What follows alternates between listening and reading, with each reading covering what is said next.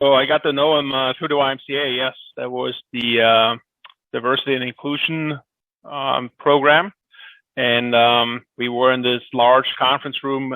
Not exactly sure if the location doesn't matter anyway, but a very diverse audience, and of course the topic was how to include and how to present the local Y to the local community, because from the past, of course, it was very single-sided, and if you compare that to the actual community, you see a lot of diversity of people of different religion, culture, color of skin, nationality, language, income, all that stuff.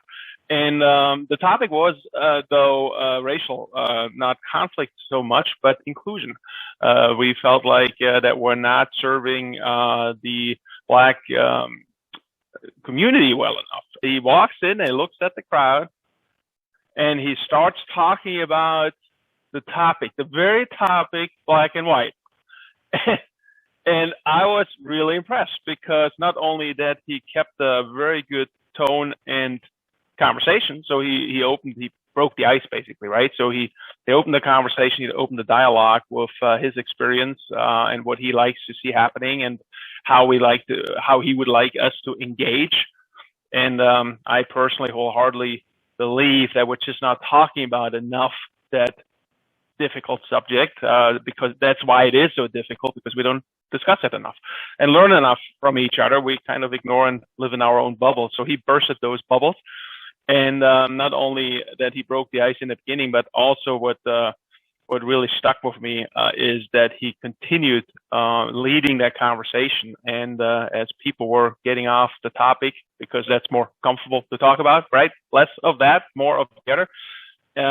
He really pulled them back well, and kept, I don't know, was it a half hour, 45-minute discussion on the topic, very productive. It took a little while for the crowd to get going, of course, and he picked a few out of the crowd, and I think I was one of them. I'm not sure if I volunteered or was picked, but my point is, he really, he led this conversation of a very difficult, at the time, even more difficult conversation, to a very productive dialogue. And so that was the first time I saw him, got to know him, and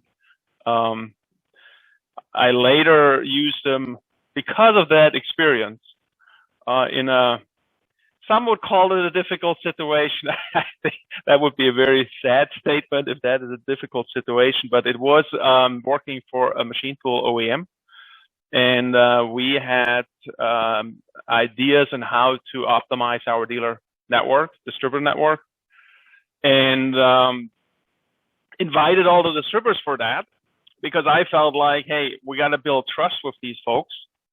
We got to make sure that they know we don't want to take business away from them, but we want to do some business on our own. And that's kind of hard to understand for a distributor, thinking, well, okay, you want me to sell, but you're going to sell direct. And so from that aspect, it was actually, from a business standpoint, it was a challenging conversation for sure.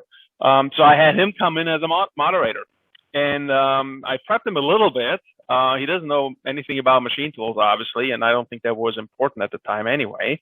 But again, also there, he opened the field, or the stage, in a little summary of what the situation is like, what our goals are, what we like to do, and some of provocative questions and provocative statements. Got everybody kind of on their toes, kind of, at least they were listening at the time, right? So, and then started the conversation. And very strong-minded individuals, these business owners of these machine tool distributors, I highly respect them for what they do, and of course how they respond to new sales strategy of the OEM. That is their bread and butter, and we have to be aware of that. So David really did well with that, because he got them to talk, and when it got emotional, of course, it started very emotional in the beginning. He calmed the group down. He approached individuals and dug deeper in, because as you know, it's easy to complain about something or make statements about something and keep that very shallow, right? So kind of scratching the surface, don't want to get in too much trouble, but hey, I really don't like what you guys doing. And he would say, well, what is it you don't like? And why is that? And really engaged even one of the more, maybe most challenging individuals into a very productive dialogue. And again, that was well received. I recommended him elsewhere to other people, and certainly we had management from Germany in town, and they also recommended him, and actually at one point even considered bringing him for an international meeting over to Germany. So.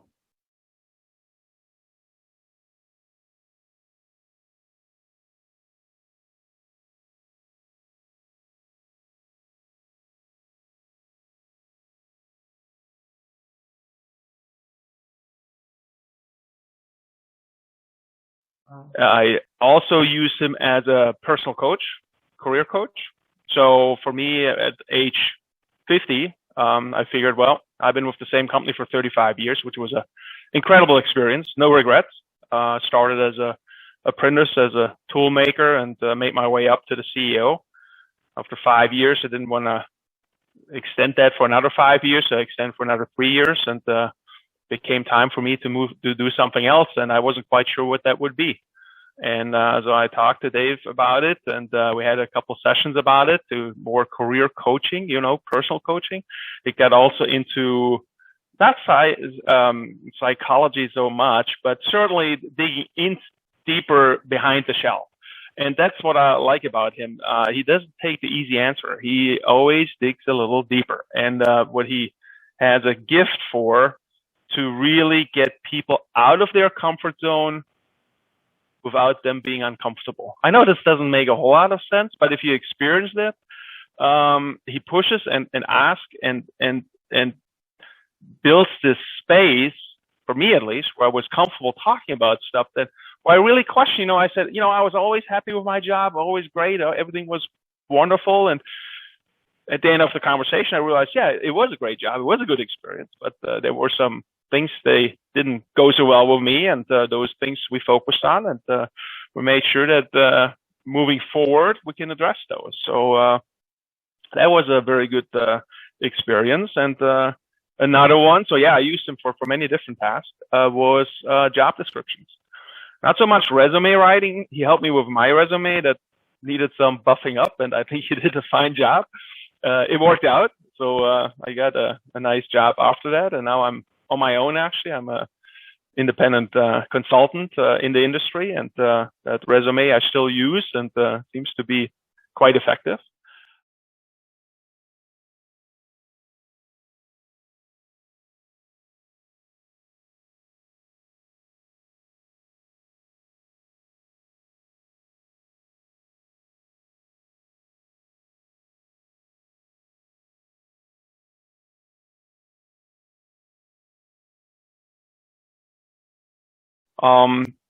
Did use them for the writing of job descriptions, and I think I know I did as a hiring manager at the time, and I think many of my colleagues would do the same, kind of underestimate the importance of a job description, because you're approaching a recruiter and tell them, well, I need this person, and typically what you do, you compare that to the person you don't want to have. And you go from one extreme to the other extreme, and it's still not what you want. And so we spent very productive time. It's the other thing. There's not a whole lot much chit-chatting. When we're on the clock, we're working, and we worked, and we really dug deep from many different perspectives. I was looking for a vice president of sales at the time, for example, to understand what this person, what kind of a charisma we're looking for, what kind of education, what kind of experience, being able to articulate that and write it down. So not only from a kind of emotional response saying, well, I need this person who's going to sell all this stuff and understands the technology and is a people person, but also can do accounting and is financially responsible. And, we're looking for this purple squirrel, basically, we can't really explain, but we just need this person who can do it all. So away from that, we got very specific, and I got to tell you, I worked with 3 executive recruiting firm. They really were impressed with the result of these job descriptions. saying to a point that they never seen anything that thorough. Again, also from a charisma standpoint, right? Not only experience and education, but charisma. How this guy, how this gal, how we like that person to engage with customers, suppliers, business partners, employees, community, all that stuff. So.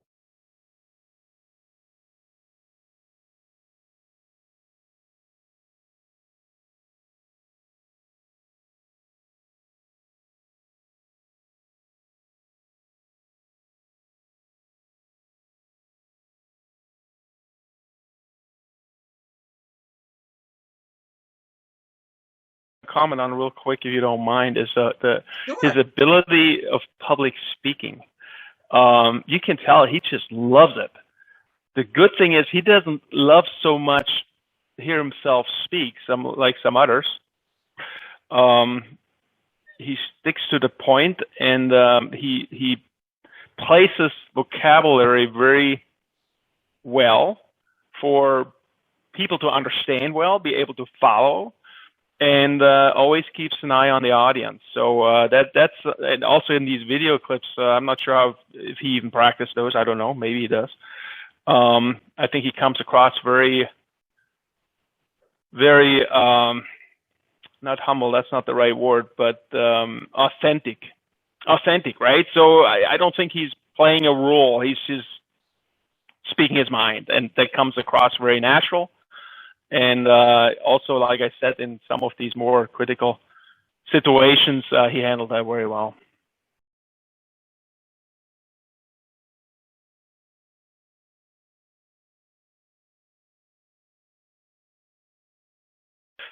David Pinkley, DIRK ZIKELI hier. Du, finde ich ganz toll. Alles Gute zu deinen 20 Jahren. Wir sind ja einige Sachen miteinander durchgegangen und die waren ja auch wirklich sehr, sehr toll, sehr, sehr gut, sehr produktiv, muss ich sagen. Hast mir gut geholfen in meinem eigenen Career Development, wie man so schön sagt, aber auch natürlich mit deinem Public Speaking und mit deiner Möglichkeit, Leute aus der Reserve zu locken und in interessante Diskussionen einzuführen. Finde ich ganz toll, wie du das machst, und ich wünsche dir weiterhin alles Gute, viel Spaß. Bis dann. Tschüss.